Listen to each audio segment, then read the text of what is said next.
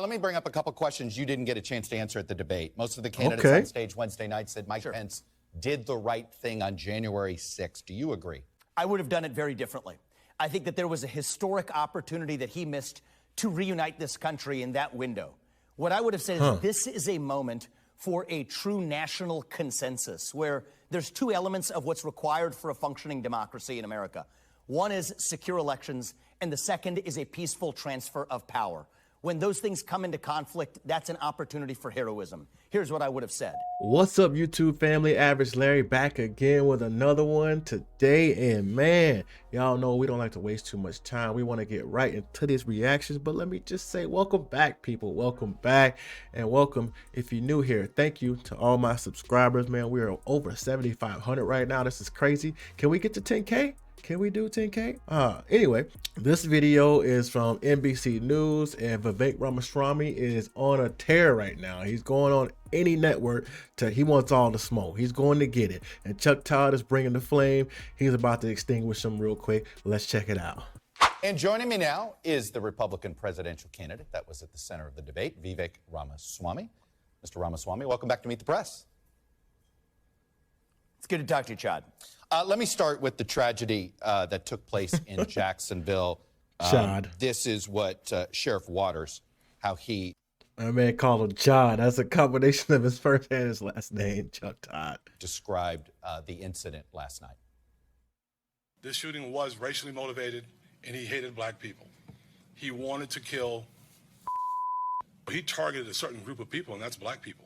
That's what he said he wanted to kill, and that's very clear. And I don't know that the targets were specific, but I know that any member of that race at that time was in danger. Both the FBI and DHS in the last 2 years have said that racially motivated violent extremism is on the rise. This is clearly part of that. What would a President Ramaswamy want the Justice Department to do about this racially motivated violence that we're seeing on the rise?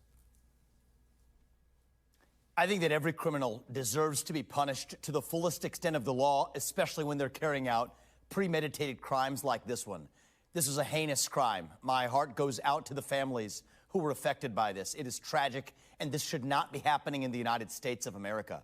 I think the fact of the matter is, Chuck, it is really just a symptom of a deeper, new form of national division that we have created. And I think one of my top jobs as the next U.S. president is really to lead with a national tone of character that reminds us of how we are all united across our diverse attributes. I think part of the problem is we have obsessed so much over racial and other genetic differences that we have forgotten all of the ways we're really the same as a country.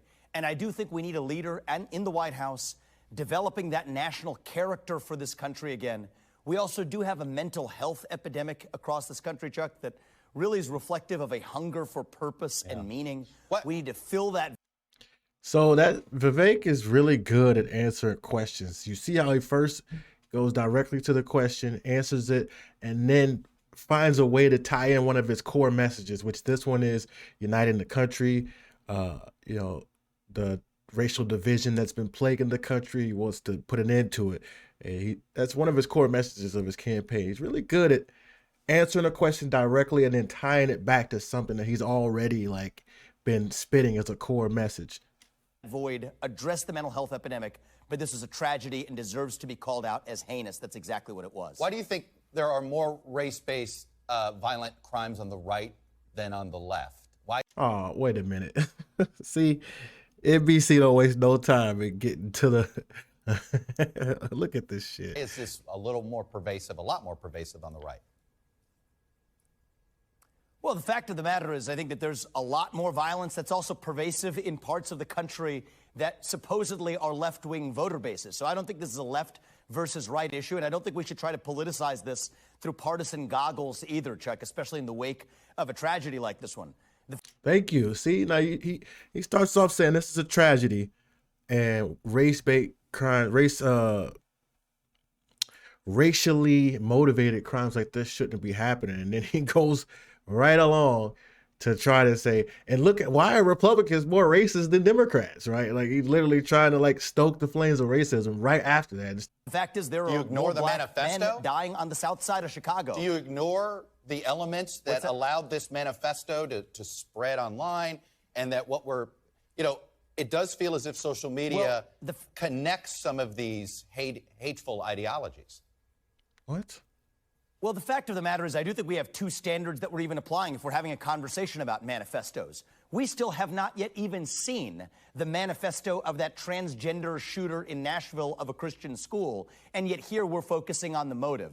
So if we want to look at this through a politicized lens, let's look at what the... You don't want to talk about that. That's because Vivek's good at calling us out. He was on top of that manifesto in Tennessee, and we're not releasing it because the shooter was transgender, clearly targeting children. And yet here we're focusing on the motive. So if we want to look at this through a politicized lens, let's look at what the political media and the political establishment is doing differentially in how they analyze different crimes and then create a new narrative around it. The fact is, what I said in the Nashville shooter case, I will say here. Any killing, any mass killing is heinous. We need to get to the root cause of the mental health epidemic, address that. We need leadership that sets the right tone in this country. But if we are going to talk about manifestos and politicization, Chuck, I think it is incomplete not to look at the absence of releasing that Nashville shooter manifesto even as of today. That's why I personally traveled to Nashville to call for it. And that, I think, is the best evidence of that was like a month ago. They got this one out in one day. Sees and what the public doesn't. I want to apply one standard for everybody. I don't want to look at this through partisan goggles. I want to look at this through one standard of the rule of law for everybody. You believe racism is a mental health issue? No. See how they just conflate two.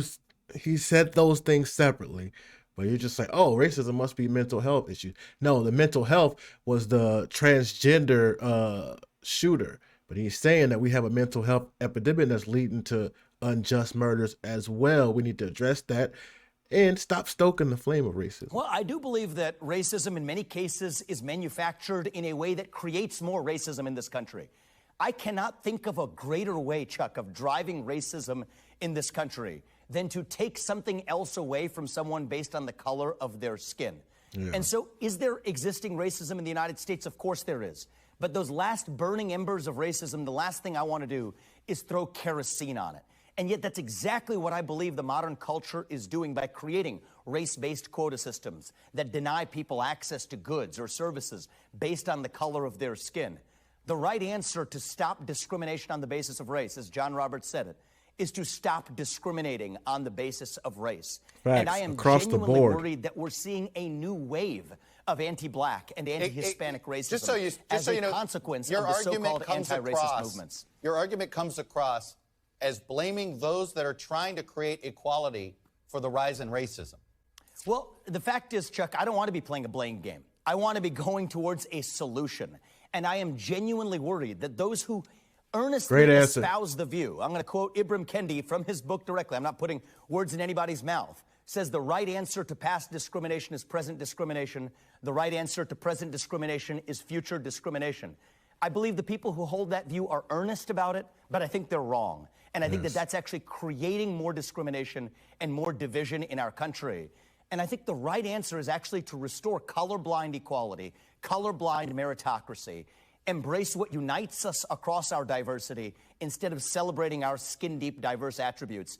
That's how I think we reunite this country, Chuck. And it's not blaming anybody else for having a different point of view, but I do think that as a leader, it's my job to articulate exactly how we will unite this country, and that's exactly how I'm going to do it. Let me move to the debate.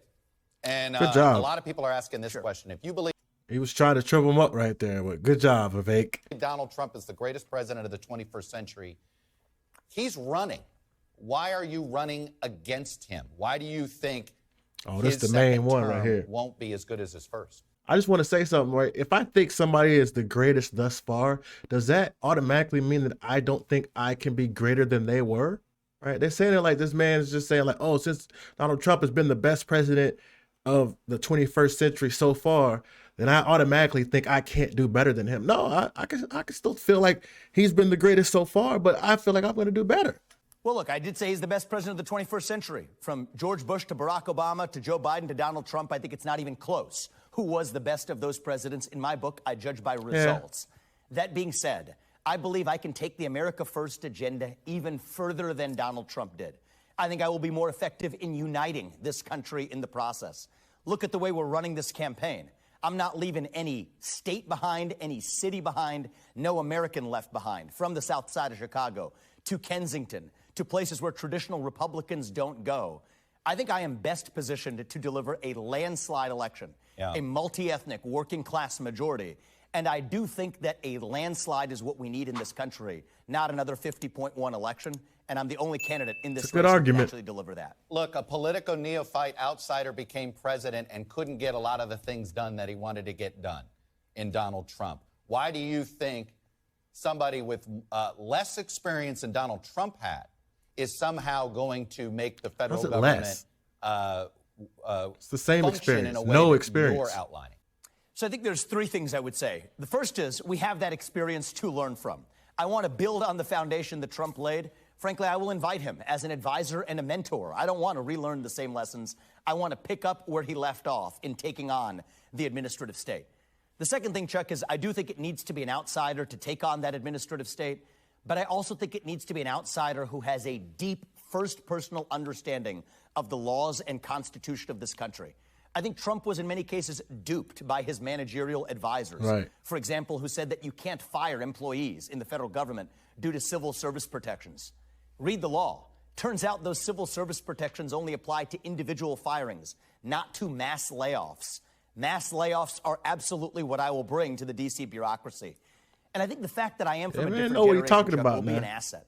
I'm able to reach young Americans. I'm able to reach people who haven't traditionally been brought into the mold of Republican politics. I don't even talk about Republicans and Democrats. And so I think I'll be able to build a greater moral mandate across generations that helps unite Americans around the America First agenda rather than making it a strictly partisan affair. Let me bring up a couple questions you didn't get a chance to answer at the debate. Most of the candidates on stage Wednesday night said Mike Pence did the right thing on January 6th. Do you agree? I would have done it very differently. I think that there was a historic opportunity that he missed to reunite this country in that window. What I would have said is this is a moment for a true national consensus where there's two elements of what's required for a functioning democracy in America. One is secure elections, and the second is a peaceful transfer of power. When those things come into conflict, that's an opportunity for heroism. Here's what I would have said. We need single-day voting on Election Day. We need paper ballots, and we need government-issued ID matching the voter file. And if we achieve that, then we have achieved victory, and we should not have any further complaint about election integrity. So what would, I would have driven it through the Senate. So what would you have done with Mike Pence? You would have not certified the election? In my capacity as president of the Senate, I would have led through that level of reform. Then on that condition, certified the election results, served it up to the president, President Trump, then to sign that into law, and on January 7th, declared the re-election campaign pursuant to a free and fair election. I think that was a missed opportunity, but that's the kind of spirit we're going to need to unite this country rather than sweeping those concerns under the rug. 11 months ago, well, in your book, which wasn't written that long ago, you wrote, the fact that all of our governmental institutions so unanimously found no evidence of significant fraud is telling. Furthermore, I've talked to many Republicans at all levels of government, and not one has ever presented convincing evidence that the 2020 election was stolen from President Trump. Very few have seriously tried. I don't believe that most Republican politicians actually think the election was stolen. So you went from there, let me address and this. 11 months later, your views have changed on January 6th. Again, this book was written September of 2022. Chuck, I'm happy to address that if you're interested.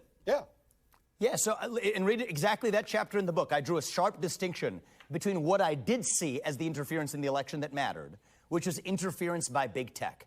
I'm data-driven. There's hard data showing that many voters, many independent voters, would have changed their result enough to influence the outcome of the election if they had been exposed to what we now know to be the truth about the Hunter Biden laptop story. By contrast, I've also been clear. I have not yet seen evidence that there was ballot fraud of a scale that would have changed that result. I'm just responding to data on both fronts. But the fact of the matter is, if we're looking at reuniting this country, there are serious concerns on both sides, but especially on the right, about the concern of elections and election interference and ballot fraud, but also big tech interference. And there's a very clear result and way we can address that. I've offered a clear consensus that everybody can get behind, It is practical. And if people really think that debating this issue is a threat to our democracy, that should be an easy consensus to be able to rally around, and that's how I'll lead as president. Okay. First of all, you never talked about the tech stuff in your book. This is a new thing. It is Actually, that's not, false, Chuck.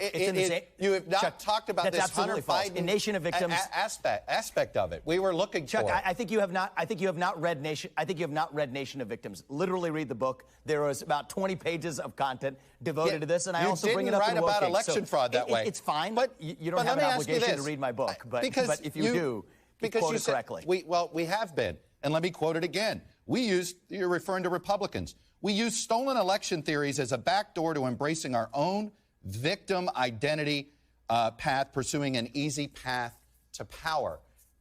Throughout this entire book, you mock the entire January 6th aspect. You absolutely criticize Donald Trump for being a sore loser. He's taking him out of context. You write about it in a way of NBC making your point that we've become a nation of victims. And right now on TV, you're doing the exact opposite. I'm not. Chuck, actually want to be very clear.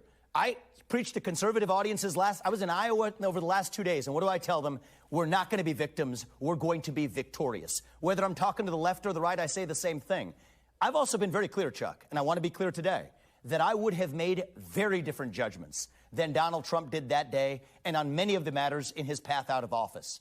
But there's a difference between a bad judgment and a crime. And what I've been clear about is when we criminalize those bad judgments, that's an abuse of the justice system. It undermines trust not only in our elections, but in our justice system.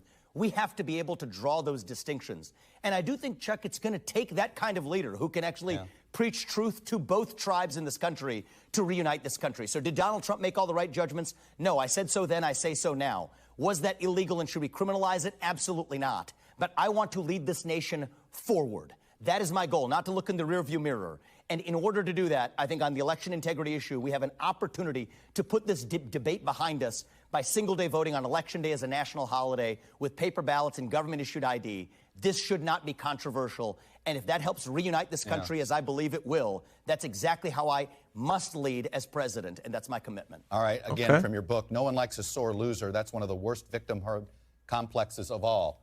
Are you referring to Donald Trump? I referred in that chapter both to Stacey Abrams and to Donald Trump. And I think that the answer is we need leaders who ultimately stand for victory over victimhood. We did have a victimhood culture that started on the left in this country, the oppression hierarchy. My worry, Chuck, is that that can spread to the right. And the way that this so-called culture war will end is not with a bang, but with a whimper, where each side imitates the methods of the other. That related even to some of our earlier conversation on seeing each other based on the color of our skin. I think that is deeply divisive. What we need in this country is to revive the shared ideals that unite all of us as Americans. The pursuit of excellence, meritocracy, free speech, the rule of law. I genuinely believe, Chuck, that most Americans, regardless of black or white, red or blue, share these ideals in common, and that's what I'm reviving. I understand that, but again, let me go back to quoting you. The Republican Party seems to be moving towards the position that any races it wins are legitimate and any it loses were stolen. It's just the preferred conservative brand of victimhood, a knee-jerk kind of sore losing, more common to playground than great republics. You seem to, at the time you wrote your book, believe this was potentially damaging to the rule of law. This was not a way to have a democracy thrive. And you're now speaking in a way that gives essentially a permission slip to election deniers to believe there's some truth to something that you yourself have yet to find evidence of. Chuck, I stand by everything I said. That was a book where 11 of the 12 chapters were dedicated to a lot of left-wing victimhood in this country, but it would have been incomplete for me not to call out my own tribe. And my point is, I don't want to see this in terms of red versus blue. We've created an incentive structure in this country, whoever you are. I actually like that. He's saying basically, hey, man, I've been pointing out in this book all the wrong things that the left are doing. It wouldn't be right if I didn't include the right. Right? There's some things we need to work on, too. There's nothing wrong with that. Whatever your skin color, increasingly whatever your political affiliation. Honestly, that's actually what you want from somebody, right? To be able to acknowledge their own or their own group of people, if you're going by parties, their own party's faults. To see yourself as a victim. I refuse to see myself as a victim. Hardship is not the same thing as victimhood. We are going through hardship as a country right now, including many conservatives. Hardship is sometimes not a choice. Victimhood is a choice. And so whoever the American is that I'm talking to, I say we do not choose victimhood. We choose victory. That is who we are. That's right. And That's I think right. we can be stronger on the other side of it. So, Chuck, this isn't some game of gotcha. I stand by everything I've written over the last 3 years in the books that I have, except for a few areas on facts where, as the new facts have come up, I've changed my mind. But in the core theses, I'm in the exact place I am as when I wrote those books. But the point of the matter is, I'm not in this race to lead a political party. I am in this race to lead a nation. I'm using the Republican Party as a vehicle to advance an America First agenda that I think many Americans, most Americans can rally behind. That's what we're going to need. One thing I want to clear up, I know you've only voted in 2 presidential elections. Where did you vote in 2020, and how did you vote? Where? I voted in Ohio, and during the coronavirus pandemic, I voted by mail. That's exactly how I voted. And you know what? And the fact of the matter is, I think we should have one standard for everybody. But for me, for much of my 20s, I was disaffected from politics. The fact of the matter is, I understand why young people are disaffected. I was uninspired by John Kerry and George Bush. I voted Libertarian that year, or by John McCain and Barack Obama, or Mitt Romney or Barack Obama. So I don't make any bones about that. I actually talk about it in my speeches. And you're also uninspired by Donald Trump in 2016, right? I was skeptical of Donald Trump in 2016. He's trying hard. Because I had grown up in a generation where I felt like we had been lied to. From weapons of mass destruction in Iraq to the 2008 financial bailouts, those are Republican examples, to Democrat examples. He's right, though, man. A lot of people my age and his age, I'm 36, 35, we are like disaffected by the politics because it just seemed like, you know, neither side was really doing anything. So when Trump came in, even though he was talking a good spiel, it's kind of like, we don't know this dude like that. But, you know, after we seen him, 2020, a lot of us was like, okay. Of the Russia collusion hoax. So I was deeply skeptical, but I judged based on results, and I voted for him with confidence in 2020. Vivek Ramaswamy, like I said, you became the center of the debate. We will be following your campaign as it goes on. Be safe on the trail, and thanks for coming on and sharing your views. I thought that was good. I thought Vivek handled himself very well. He's been everywhere. That's one thing about him, man. He's going into hostile territory, willing to take on the arrows and just whipping out his shield and then going back to battle. So I like it. I think he did very well. Chuck Todd was definitely trying to catch him up in a few moments. He was trying to say, hey, in your book, you didn't feel the same way about January 6th. Which Vivek clarified and said, no, I still feel the same way, but it's not a crime. It's just something I wouldn't have done, right? He tried to get him with the race bait in politics early on. He quickly deflected that. He was just pretty good overall, man. So I like what he's doing. I like listening to him because he's very, very much willing to go into the fight and take on whoever's out there. And, you know, you're going to catch a few strays along the way, but I thought he handled himself very well. Let me know in the comments what you think about this. If he did well enough to come out unscathed, do you think he may, since the debate have moved up a little bit in people's hearts, do you think he got a shot, right? I think he's got a shot. I think one of two things will happen. I think either Trump will stay out of prison and win, and Vivek will end up being the VP. And I think if Trump goes to prison, then Vivek will win and choose somebody that we don't really have on our radar currently as the VP. I think one of those two things will happen. I don't think we got any chance in hell Biden's going to get reelected. And Kamala, no, that's not going to happen either. So that's what I think. Anyway, if you made it this far in the video, thank you. You are the best. Go ahead and watch another one. And until next time, as always, one love.